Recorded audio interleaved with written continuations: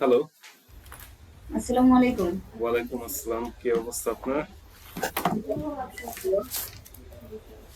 ওকে। So আপনি তো already class করছেন। আইএলটিএস সম্পর্কে আপনার তো মনে হয় আইডিয়া আছে। জি স্যার, আমি বেসিক আপনার গুলা। স্পিকিংটা করছি ক্লাস ইন্টারন্যাশনালে। তারপর আমি ১ মাসের মতো হয় এটা অফ রাখছি। কারণ বেসিকটা মোটামুটি ভালোই দুর্বল ছিল। বেসিক ইমপ্রুভ করার জন্য এটা অফ করছি।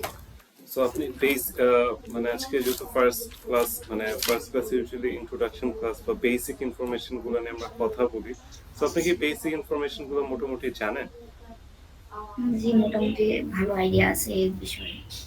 আচ্ছা, আচ্ছা। সো লিসনিং সম্পর্কে কিছু বলতে পারবেন? মানে লিসনিং টেস্টটা কিরকম হবে? লিসেনিং টেস্ট আপনার ৩ টা পার্টে হবে। আ 4টা পার্টে হবে। সরি ৪ টা পার্টে হবে। আর আমাদের যে লিসেনিং আমি একদিন ক্লাস করছি আপনার ফার্স্ট দিন আমাদের লিসেনিং আর লাস্ট ক্লাস ওখানে আমাদের আপনার এই ম্যাপ সম্পর্কে অডিও শুনেছিল ১.৫ মিনিট নাগাদ একটা অডিও ছিল। ম্যাপের একটা অডিও ছিল ওইটা আর কি আমরা আইডেন্টিফাই করছি যে এ বি সি এগুলার। সো লিসনিং টেস্টে 40টা কোয়েশ্চেন থাকে, প্রত্যেক সেকশনে 10টা করে কোয়েশ্চেন থাকে। আর আপনি আপনি কি পেপার বেস দিবেন না computer base? Computer base. Computer base. তো আপনার 2 মিনিট এক্সট্রা টাইম থাকবে চেক করার। স্যার পেপার বেসটা নাকি ১০ মিনিট এক্সট্রা টাইম থাকে? হ্যাঁ, 10 মিনিট এক্সট্রা টাইম থাকে, কারণ ওখানে ট্রান্সফার করা লাগে আলাদাভাবে। কিন্তু কম্পিউটার বেসটা অ্যাকচুয়ালি মানে আনসারটা অটোমেটিকলি নিয়ে নেয়। তো এই কারণে ওরকম ট্রান্সফারের প্যারা থাকে না তো। তো মানে চেক করার জন্য আর কি 2 মিনিট টাইম দেয় আর কি, ঠিক মতো আপনি আনসারটা লিখছেন নাকি। আর প্রত্যেকটা সেকশনের ব্যাপারে বলতে গেলে পার্ট ওয়ানটা এভরিডে কনভারসেশন হয়, যেমন নোট টেবিল বা মানে একটা মানে টেবিল কমপ্লিটেশন বা ফিল আপ করা, যেমন আহ, একটা মানে কি বলবো হোটেল বুকিং বা একটা ক্লাসের জন্য রেজিস্ট্রেশন করা, বা এরকম টাইপের আর কি বেসিক এভরিডে কনভারসেশন, যেখানে একটু নেম অ্যাড্রেস এগুলোই একটু থাকে। আর শর্ট আনসার কোয়েশ্চেন থাকতে পারে। আর পার্ট টু তে আপনার মনোলগ থাকে সোশ্যাল কনটেক্সটের উপর। পার্ট থ্রি তে একাডেমিক ডিসকাশন থাকে, মাল্টিপল স্পিকার থাকে, like students discussing a project with tutor for example. So এখানে মাল্টিপল চয়েসেস থাকে, ম্যাচিং স্পিকার অপিনিয়ন বা টেবিল কম্পিটিশন থাকে। আর পার্ট ফোর আপনি যেটা বললেন আর কি, ম্যাপ ম্যাপ থাকে বা একাডেমিক মনোলগ থাকে। ম্যাপই যে থাকবে এরকম কথা না, একাডেমিক মনোলগও থাকতে পারে, like university lecture. So sentence competition থাকে এখানে, সামারি নোট কম্পিটিশন থাকে। আর একটু ডাইরেকশনাল নলেজ থাকে, লাগে নর্থ সাউথ ইস্ট ওয়েস্ট। তারপর মানে ম্যাপের মধ্যে অ্যাকুরেটলি ল্যান্ডমার্ক গুলা মানে আইডেন্টিফাই করা, প্লাস যদি চেঞ্জ অফ ডিরেকশন থাকে বা মাল্টিপল লোকেশন নিয়ে কথা বলতে পারে। সো এগুলোই। সো লিসনিংটা ওভারঅল এটাই। আর রিডিং সম্পর্কে আইডিয়া আছে? না, রিডিং সম্পর্কে তেমন আইডিয়া নেই। রিডিং এ 3টা প্যাসেজ থাকে। হ্যাঁ, একাডেমিক আর জেনারেলের ডিফারেন্স এটাই যে জেনারেল তো বুঝছেনই, মানে একাডেমিক যা স্টাডি অ্যাব্রডের জন্য যায় তারা একাডেমিকটা দেয়। আর জিটি বলে যেটা জেনারেল টেস্ট। সো এটা যারা ভিসা ইমিগ্রেশনের জন্য অ্যাপ্লাই করে বা ওয়ার্ক ভিসার জন্য তাদের ওটা করা লাগে। সো আপনার প্যাসেজ গুলো বিভিন্ন বই, নিউজ পেপার, আর্টিকেল থেকে কালেক্ট করা। এগুলো একটু লং প্যাসেজ হয়, 40টা কোয়েশ্চেন থাকে টোটাল, 60 মিনিট টাইম থাকে। আর এটা কিন্তু কোনো এক্সট্রা টাইম নেই আপনার আনসার ট্রান্সফার করার জন্য, কোনো এক্সট্রা টাইম নেই। আর রিডিং এর মধ্যে আপনার মাল্টিপল চয়েস থাকে, ট্রু ফলস নট গিভেন থাকে, ম্যাচিং হেডিং থাকে, matching information, matching feature, sentence ending, summary note, table, diagram completion, short answer question, yes no not given. So অনেকগুলো question pattern আছে, যেগুলো এক একটার জন্য আলাদা আলাদা স্ট্র্যাটেজি আছে। সো এটা মানে হার্ড মনে করার কিছুই না। রিডিংটা একটু জাস্ট টাইম ম্যানেজমেন্ট নিয়ে মানুষের ইস্যু হয়। সো এই কারণে আপনি এখন থেকে মানে মক টেস্ট গুলো তো দিবেনই। সো আপনি মানে আর কি একটা টাইমে real exam pressure under practice করবেন। সো রাইটিং সম্পর্কে কোনো আইডিয়া আছে? না স্যার। সো রাইটিং এ দুইটা টাস্ক থাকে। টাস্ক ওয়ান হলো রিপোর্ট রাইটিং বা সামারি রাইটিং। একাডেমিকে জেনারেলে এই জায়গায় ফর্মাল, ইনফর্মাল বা সেমি ফর্মাল লেটার লিখতে হয়। তো জেনারেল বাদ দিলাম। একাডেমিকে আমাদের একটা ভিজুয়াল ডেটা থাকবে, like bar chart, pie chart, diagram, মানে কিছু ভিজুয়াল ডেটা। ওটা আমার সামারাইজ করা 150 ওয়ার্ডে লিখতে হবে using those data. Part one is kind of easy, so 1 hour exam, so you can say 20 minutes for the task one, but I would suggest 15 minutes. Then you have 5 minutes extra, to recheck. And since part two is kind of lengthy, so you might need some extra time over there. So try to complete this task between 10 to 15 minutes. And task two is 250 words, so it will be essay writing. So there's 5 types of essay in IELTS exam, like opinion based, where you have to agree or disagree, you have to give your opinion, and discussion based, where you have to discuss both points of view, and problem solution, where there will be a problem, you have to give a solution, and advantage disadvantages, where you have to write about the advantages and disadvantages, like does the advantages outweigh the disadvantages, or does the disadvantages outweigh the advantages. And double questions, so there will be 2 questions, you have to address both, and you have to give relevant example, at least 2 examples in one essay. So there will be 2 body paragraphs. So we'll give example in each of those. So that's it for writing. So do you have any idea about speaking? Sir yes, স্পিকিংটা তো আমি class করছি ওটাতে। ওইটা speaking এ আমাদের আপনার Q কার্ডের ক্লাসগুলো করছি। কিউ কার্ড থাকে একটা, তারপর হচ্ছে আপনার প্রথমত পার্সোনাল কোশ্চেন করে, তারপর কিউ কার্ড সেকশন আসে। ওখানে ৩-৪টা কোশ্চেন থাকে, ওইটার উপরে একটা টপিক থাকে, ওই টপিকের উপরে ৩-৪টা কোশ্চেন থাকে, ওটা এক্সপ্লেইন করতে হয়। দেন কি যা জিজ্ঞাসা করে এরকম টাইপের কোশ্চেন। আচ্ছা, আমি just clear করে দিই। Part 1 is introduction and interview section. So over here they're asking you some personal questions, the answers you already know. So there will be some familiar questions. So they're going to test over here how well do you respond if they ask you something that you already know about. And part 2 is cue card section, or you can say long term section. So you have to talk about a topic, and there'll be like 4 or 5 bullet points or prompts. So you have to talk about it for 2 minutes, and you'll have 1 week time to prepare and brainstorm. And part 3 is follow up or discussion, where the questions will be follow up to your part 2 topic, or they can ask directly 1 or 2 questions from the speech you gave in part 2. So the time usually takes 13-14 minutes for a speaking test if it goes well. So part 1 is maximum 4 minutes or 5 minutes, and part 2 is 1 minute preparation time, 2 minutes to talk, so 3 minutes. So we can count 4 minutes over there. And part 3 is usually 4 to 5 minutes. So in part 3 you have to talk in more, there'll be some, you have to give some abstract opinion, or you have to elaborate your answer, you have to give explanation or example from your experience. So part 3, the questions are a little complex, so they're testing you over here, how can you understand these questions, can you answer accordingly. So you have to have a logical flow to your answer, and you have to speak very naturally. So that's a basic overview of all the sections. So I would like to end the speaking part with the common topics. So I will teach you all the topics, but you have to focus more on work, study, hometown, home accommodation, hobby, free time, food, weather, and technology. So those are the most popular topics for speaking. So quick overview: listening 30 minutes, 4 parts, 40 question; reading 60 minutes, 3 text, 40 question; writing 60 minutes, 2 tasks; and speaking 11 to 14 minutes if it goes all well, face to face or video call.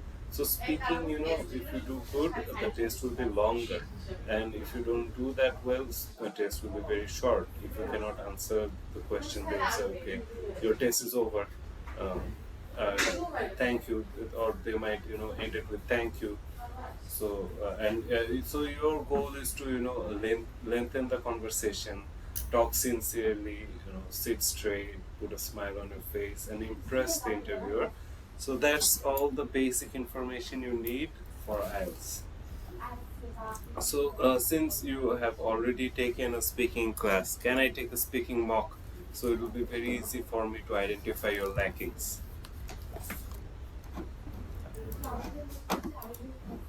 Can you give a speaking mock right No, now? no sir. Why?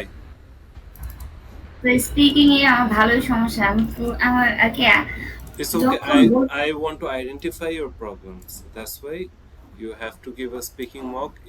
I mean, you don't have to do good. You just have to be what you are, so that I can identify. Do you have vocabulary problem or grammatical problem, or do you have problem with idea generation, or do you have confidence problem? I have to identify that. So we're gonna start with a speaking test because you're experienced. So I just wanna see. I mean. Wait one second. I just want to, diagnose your problems. So we're gonna talk about neighbors. It's okay. You don't have to give a full speaking test if you're that bad, but if you're good, of course, I will continue it. So, how well do you know the people who live next door to you?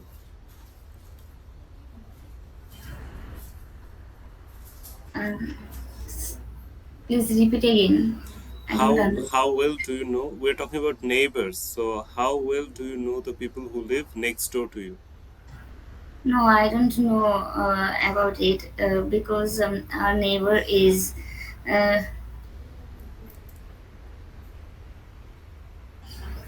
Sir আমার মাথা blank হয়েছে আমি বলতে পারি না। Achha, I don't know much about it, so you cannot say like that because you're talking about people. So you cannot say it. You can say I don't know much about our neighbor. You can say it like that, or I don't know much about the people who live next door to you, to us. Okay, then you have to that's saying like no, I don't know. So any question, either you have to say yes or no. So if you say yes, you have to explain why yes, and if you say no, you have to explain why no. So মানে আপনি যদি সমস্যা হয়, মানে আপনি বাংলাও বলতে পারেন এই কোশ্চেনটার আনসার। স্যার আমি আমার প্রতিবেশী কারো আছে তারা আমি জানিই না। আসলে তাদের সাথে আমাদের কোনো সম্পর্ক নেই, তারা বাসায় থাকে না।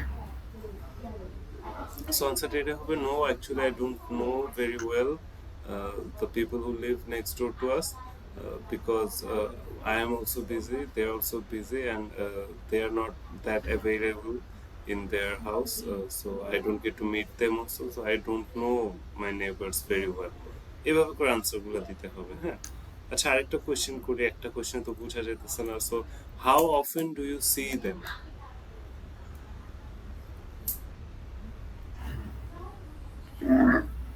তাদেরকে আমি তেমন দেখিও নাই। ইংলিশে বল, ট্রাই করেন। I don't see these people because they I never. don't see them very often. I don't see them. When you're answering, it's better if you paraphrase from the question. So, I don't see them very often.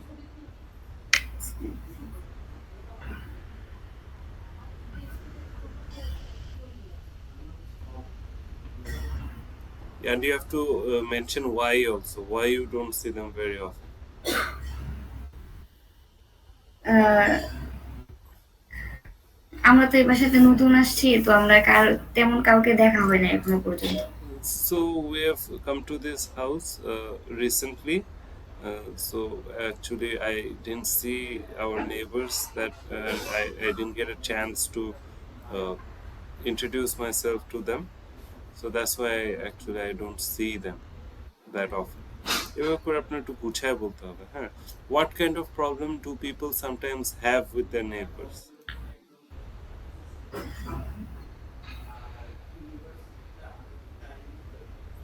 Hello? G G. What kind of problem do people sometimes have with their neighbors? এখানে অনেক ধরনের সমস্যা হয় নেইবারদের কাছ থেকে। Like ওরা মাঝে মাঝে বাসায় আসে, তারপর বাসার কাহিনী বাইরে গিয়ে বলে, গসিপ করে এগুলো নিয়ে। এজন্য আমরা বেশিরভাগ নেইবারদের সাথে মিশি না, এই সমস্যার সৃষ্টি হয় বিধায়। সো এটাকে গুছিয়ে ইংলিশে বলতে গেলে কিভাবে বলবেন?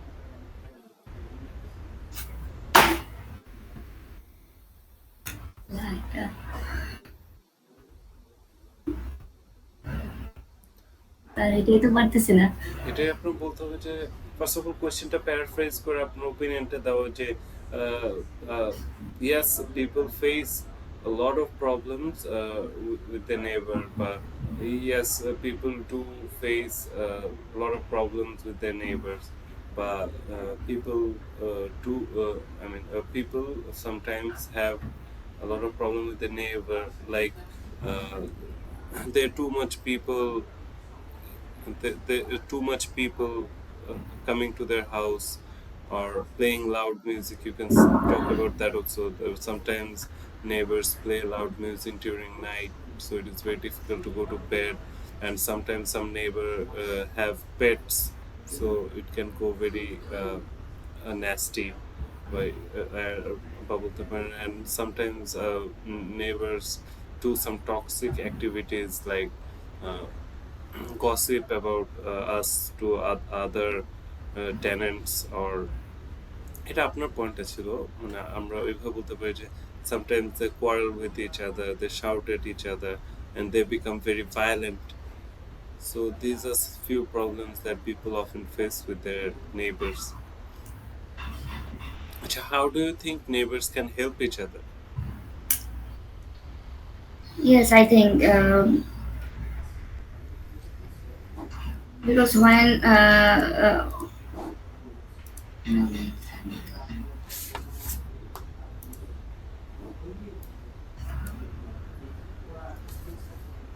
স্যার এটাই তো সমস্যা, আমি বলতে পারতেছি না।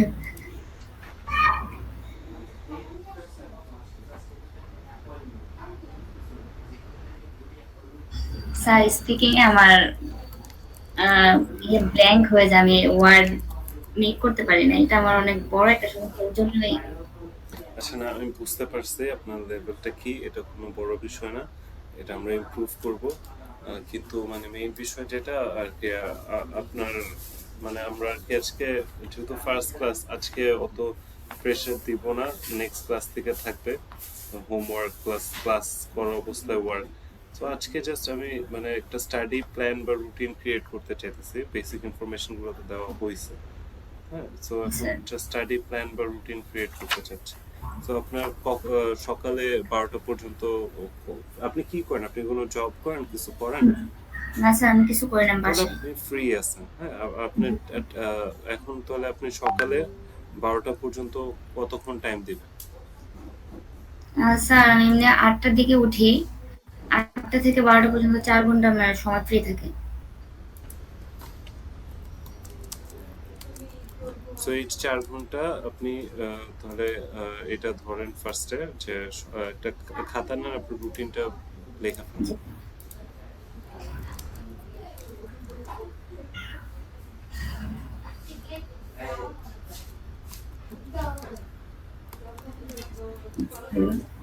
ইয়েস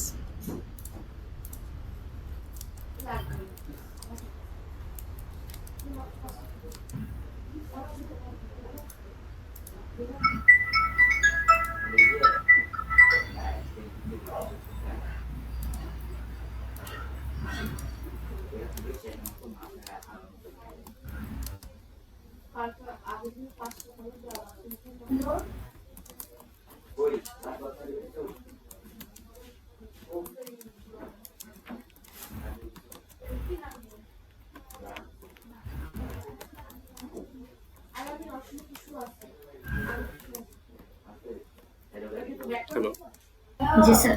হ্যাঁ আপনি খাতা নিচ্ছেন জি স্যার। So, ওখানে লেখেন যে সকালবেলা 4 ঘন্টা জি স্যার। কয়টা থেকে কয়টা সেটা লেখেন হ্যাঁ, 8 to 12।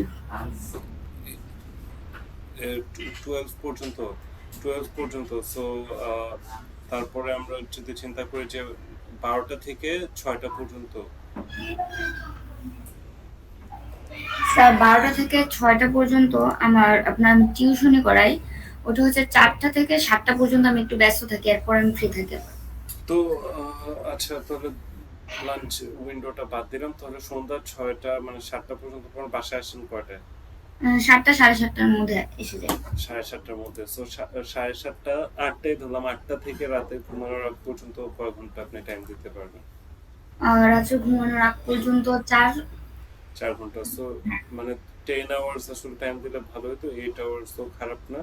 সো 8 আওয়ার্স এর সকালের যে টাইমটা, ওই টাইমটা আপনি ইসের জন্য রাখেন, রিডিং, রাইটিং, বুক রিডিং, আপাতত এটা রুটিন, হ্যাঁ। আর আপনার বিকালের যে টাইমটা, ওটা আপনার listening, speaking plus book reading. তো আপনার এখন কি করতে হবে, আপনি কি ইংলিশ বই পড়েন, কোনো নোবেল বা বই? জি স্যার, টুকটাক ভালোই করি। কি বই? স্যার এমনি ইয়েতে পিডিএফ পড়ে আপনার থিঙ্ক অ্যান্ড গ্রো রিচ এরকম বই ছিল, হুম ওইটা হুম হুম। পড়। তারপর আপনার আর্টিকেল আছে না ছোট ছোট, ওই আর্টিকেল গুলো আর কি একটু পড়ার সো চেষ্টা। আপনি এখন থেকে ট্রাই করবেন যে ডেইলি নিউজ পেপার, ম্যাগাজিন বা বিভিন্ন আর্টিকেল পড়তে। আর বই আপনি একটা ফিজিক্যাল বুক অর্ডার করে নিয়ে নেন। এটা ফিজিক্যাল বুক নিয়ে নেন, যেমন আমি সাজেস্ট করবো যেমন power of your subconscious mind, এটা পড়তে পারেন। বা যে কোনো একটা ফিজিক্যাল বুক নিয়ে ওটা আপনি রেগুলার পড়া শুরু করেন। কারণ পিডিএফ তে আসলে ওইভাবে হয় না। জি পিডিএফ জি হয় ঠিক আছে, যে জায়গায় বুক পড়া যেতেছে না, কিন্তু আপনার একটা বুক দরকার। তো আপনি চাইলে দারাজ বা রকমারি বা বিভিন্ন ওয়েবসাইট আছে, ওখান থেকে আপনি বিভিন্ন রকম এরকম বই কালেক্ট করেন। আমি অলওয়েজ বই পড়ি, আমার সাথে অলওয়েজ বই থাকে। অলওয়েজ আমি বুক রিড করি, multiple book at a time read করি।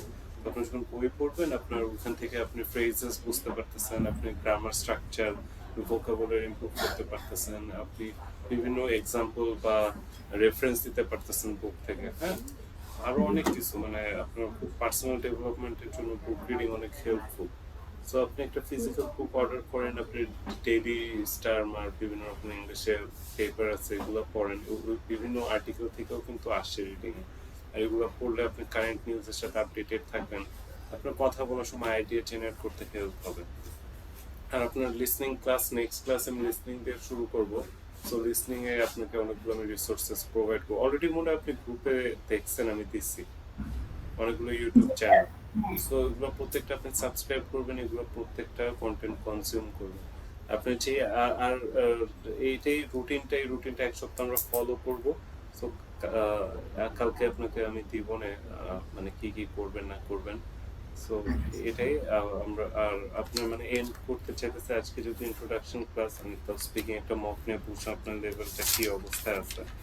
সো আই গেস আপনার মনে একটু টুকিটাকি গ্রামার ক্লাসও দরকার, প্লাস স্পিকিং এর উপরে অনেক প্রায়োরিটি দিতে হবে। আর লিসনিং, রিডিং, রাইটিং, এগুলো আমি দুইটা করে ক্লাস করবো, প্রত্যেকটা ক্লাসে মক থাকবে। সো ওগুলো থেকে বুঝতে পারবো যে আপনার রিডিং স্কিল কেমন বা লিসনিং রাইটিং স্কিল কেমন। সো মানে আমি, আপনি তো কোন কান্ট্রিতে ইন্টারেস্টেড, ইউকে অস্ট্রেলিয়া নাকি? জি স্যার। UK Australia. আর টার্গেট করতেছেন আইএলটিএস দেবেন কবে থেকে বলবেন? স্যার আপাতত তো নেক্সট ইয়ার? জি, জানুয়ারির দিকে। জানুয়ারি তো, জানুয়ারি আসতে তো 2 মাসের মতো সময়। জি স্যার। নভেম্বর, ডিসেম্বর, তারপরে জানুয়ারি। সো এই 2 মাসে আপনার ইংলিশ মাস্টার করার কোনো বিষয় না। আপনার তো 6.5 লাগবে নাকি? সিক্স পয়েন্ট জি ফাইভ পাওয়াটাও তো আহামরি কিছু না।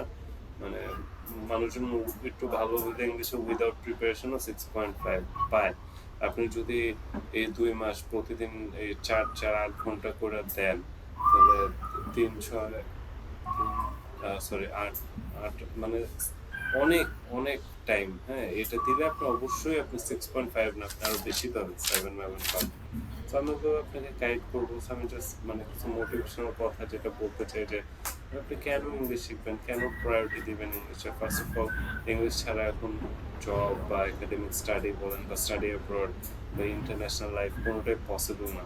ইংলিশটা মাস্ট, এটা দরকারই আপনার। আর ইংলিশ কেন শিখবেন না, আপনি হয়তো বা নিজেরে ডেভেলপ করতে চান, তো ইংলিশ শেখা একটা পার্সোনাল ডেভেলপমেন্ট আন্ডারে পড়ে। বা হয়তো আপনার বাবা মারে প্রাউড করতে চান বা ফ্রেন্ডসের কাছে প্রুভ করতে চান যে না, আপনি ইংলিশে ভালো, আপনার স্কোর আছে, আপনি বাইরে যাবেন। প্লাস আপনার লাইফটাই হয়তো আপনি চেঞ্জ করতে চান, বাইরের কান্ট্রি যেতে চান, মানে সামথিং নিউ। তো অনেক ভালো ভালো রিজন আছে ইংলিশ পড়ার জন্য। এখন আমি যে স্টাডি প্ল্যান বা রুটিনটা ক্রিয়েট করলাম, এটা কেন, কারণ আপনি ধরুন ক্লাস করলেন আর বসলেন না, এগুলো নিয়ে আপনি ভুলে যাবেন। সো আমরা যত রিপিট করব একটা জিনিস, ততই আমাদের মনে থাকবে। আর মানে রেগুলার পড়তে বসা, এটা একটা কমিটমেন্ট আপনি ক্রিয়েট করছেন যে হ্যাঁ, আমি 8 ঘন্টা প্রতিদিন পড়বো। সো এটা কিন্তু কমিটমেন্ট রাখা আপনার প্র্যাকটিস করতে হবে। আপনি যদি একটা মানুষের কমিটমেন্ট যা ঠিক নেই আসলে সে কোনো লাইফে শাইন করতে পারে না। সো আপনি 8 ঘন্টা পড়বেন বলছেন, 8 ঘন্টাই পড়বেন। এটা নিয়ে আপনার লাইফটা ডিজাইন করে ফেলেন কিভাবে কি করলে ভালো হয়। আপনি নিজেও ব্রেন স্টর্ম করে বলুন কোনটা ভালো হয়। কমিটমেন্টটা ঠিক রাখবেন নিজের সাথে। আর আহ, এগুলোই মানে মেইন বিষয় ছিল। সো আপনি একটু ব্রেন স্টর্ম করেন যে কোনটা আপনার জন্য ওয়ার্ক হয়, কিভাবে স্টাডি করলে আপনার জন্য ভালো হয়। এখনই টাইম, আপনি এখন যদি আপনি পড়েন 8 ঘন্টা করে রেগুলার টাইম দেন, আমার সাথে ক্লাস করেন, তাহলে দেখা যাবে যে ফিউচারে আপনার মানে আপনার জন্য দেখা যাবে হয়তো বা আপনি একটা ভালো পর্যায়ে যেতে পারবেন। সেকেন্ড ক্লাস সিটিজেন থাকবেন, আপনি ফার্স্ট ক্লাস সিটিজেন হতে পারবেন, আপনার জন্য গাড়ি ওয়েট করবে, আপনার মানে ওরকম মানে একটা ভালো পর্যায়ে যেতে পারবেন লাইফে। হ্যাঁ, সো এটা এটা মাথায় মেইন রাখেন, আপনার গোলটা সেট করে ফেলেন যে আমি বাইরে যাবই, হ্যাঁ, আমার ইংলিশ হবে, আমি ইংলিশ দিব, আমি 6.5 7.5 পাবো। মানে এইভাবে নিজের মাইন্ডটা অলরেডি সেট করে ফেলেন, নিজের লাইফটা ডিজাইন করে ফেলেন। আপনি এখন আপনার সব থেকে মানে ইনপুট দিতে হবে ভিতরে, আপনার বিভিন্ন রকম ইংলিশে আপনার এসব কন্টেন্ট সোশ্যাল মিডিয়া যেগুলো দেখেন ওইসব বাদ দিয়ে এখন ইংলিশ কন্টেন্ট দেখতে হবে, বা ইংলিশ বই পড়তে হবে, নিউজ পেপার পড়তে হবে, আপনার চিন্তাও করতে হবে ইংলিশে, টাইম দিতে হবে, স্টাডি করতে হবে। তো এগুলো অনেক মজার, এগুলো এরকম প্যারার কিছুই না। এটা খুবই মজার, কারণ আপনি নিজে ডেভেলপ করতেছেন ফিউচারের জন্য, আপনার গোল ফিক্স করতেছেন। এগুলো অনেক মজার, অনেক ভালো। এগুলো এখন যদি মনোযোগ দিয়ে পান ফিউচারে আশা করি আপনার আটকাবে না। আর আপনি গিভ আপ করেন, অনেকে দেখা যায় যে 1-2টা ক্লাস করে 3-4টা ক্লাস করে গিভ আপ করে দেয় যে না আমার দেওয়া হবে না। তো এরকম নেগেটিভ কোনো আইডিয়া রাখবে না, সবারই দিয়ে সবকিছু সম্ভব। তো গিভ আপ করে না, গোলের দিকে আস্তে আস্তে আস্তে করে আগেটা থাকুন। আর মানে আপনি প্রতিদিন যে কমিটমেন্টটা নিচ্ছেন 8 ঘন্টা স্টাডি করার, বেশি দিন না তো 2 মাস। তো এই 2 মাস আপনি যদি এই কাজটা করতে পারেন, আপনার আইএলটিএস স্কোর যদি ভালো হয়, আপনার বাইরে চলে যেতেছে, আপনার লাইফ চেঞ্জ হয়ে যেতেছে। তো ওইটা মেইনলি মাথায় রাখুন। হ্যাঁ,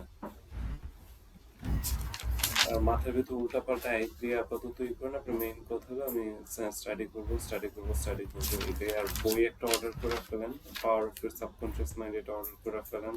বই পড়া শুরু করে দেন রেগুলার, আপনার আশেপাশে লাইব্রেরিতে থাকলে যা সার্চ করেন, হ্যাঁ, পাবেন। তো এটাই আজকের জন্য, এতটুকুই আমাদের ক্লাস। যেহেতু ইন্ট্রোডাকশন ক্লাস, আমি মোটামুটি আপনার একটা মাইন্ডসেট দিলাম, আপনার একটা স্টাডি রুটিন ক্রিয়েট করে দিলাম, প্লাস স্পিকিং একটা মক নিলাম, আর আইএলটিএস এর পুরো বেসিক ওভারভিউ ইনফরমেশন গুলো দিলাম।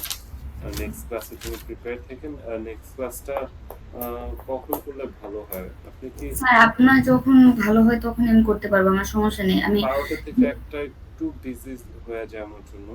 আপনি আপনি তো পড়াইতে যান 4টার দিকে, সো আপনি তো 1:30-2টার দিকেও ফ্রি আছেন। জি স্যার। তো ওই টাইমটা খুলে ভালো হয়, 2টার স্লটটা আমার খুব 1:30টা থেকে আর কি আমি খুব ফ্রি আছি মোটামুটি। আচ্ছা স্যার, তাহলে 1:30টা থেকে কালকে ইনশাল্লাহ। ওকে, হ্যাঁ, আপনি সকালে স্টাডি করলেন, ওইটার জি সাথে স্যার। আমার মিলানোর দরকার নেই। পরে আপনি একটু লাঞ্চ মাঞ্চ করে আপনি আমার সাথে বসলেন, ক্লাস ক্লাস করে আপনি নিজেও পড়াইতে গেলেন, পড়াইতে যায় আইসা পড়ে আবার ফ্রেশ শেষ হয়ে 8টার মধ্যে বসে গেলেন 9টা পর্যন্ত। সুন্দর আমার সাথে রিপোর্ট দিবেন, কি কি স্টাডি করলেন, কি না করলেন, কি হলো না হলো। আমি তো নেক্সট ক্লাসগুলো বলে দেবো একটা মডিউল কিভাবে প্র্যাকটিস করতে হয়। সো এইটুকুই, তাহলে কালকে কথা বলি 1:30টার সময়। ঠিক আছে স্যার, আসসালামু আলাইকুম। ওকে, ওয়ালাইকুম আসসালাম, থ্যাংক ইউ সো মাচ।